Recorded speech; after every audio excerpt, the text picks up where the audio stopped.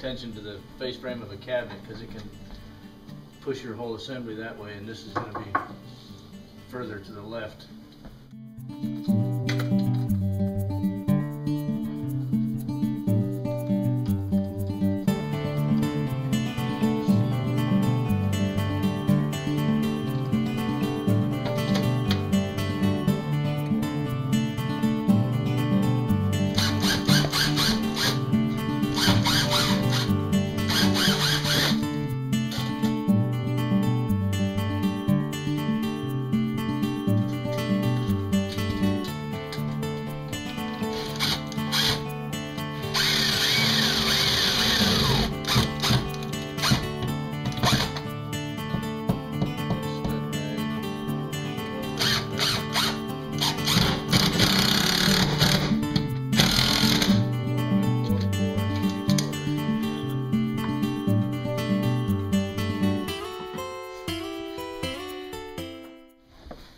We have this recess up here that gives us a couple inches to run the cord to where we want it. We were going to do it right there where it comes to the top of the microwave, but that just takes up room in the bottom of the cabinet. So now, if we move it over to the corner, we won't be taking up all the space in the bottom of the cabinet.